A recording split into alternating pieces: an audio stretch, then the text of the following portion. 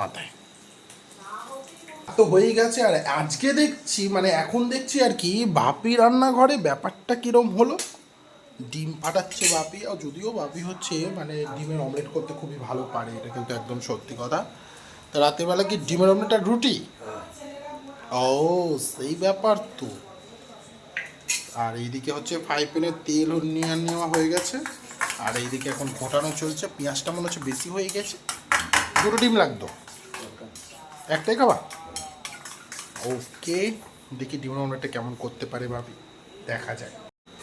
এই পড়ে গেল ডিমের অমলেট, মানে অমলেট বলছি মানে ডিমের ওই অমলেটই তো, এটাকে অমলেটই তো বলে। মিশ্রণটা পড়ে গেল আর কি। হাতে তো আষ্টে গন্ধ উঠবে, হাত দিচ্ছ কেন?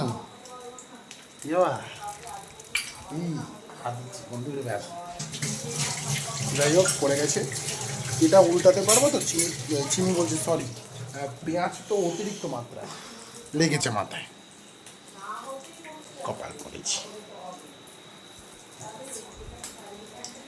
উল্টানোতেই সমস্যা, পেঁয়াজটা অতিরিক্ত মাত্রায়।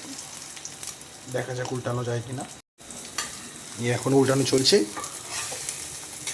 তারা উল্টাতে পারছো তাহলে? আমি তো ভাবলাম পারবাই না। বাহ, সুন্দর করে উল্টে দিয়েছি বাবা, সুন্দর করে করে ফেলেছি। ওর জন্যই বলি যে বাপি হচ্ছে ডিমের অমলেট করতে একদম পটু, একদম দারুণ করতে পারে সত্যি কথা বলতে গেলে। হেব্বি সুন্দর হয়ে গেছে ডিমের অমলেট। যাই হোক, আজকে রাতের ডিনার হচ্ছে ডিমের অমলেট অ্যান্ড রুটি, আর কিছু না। আর ভাইরা কি বাইরে থেকে খেয়ে আসবে নাকি? ওকে, তাহলে এখানে ভিডিওটা শেষ করলাম। আর কি দেখাবো, ডিমের অমলেট আর রুটি।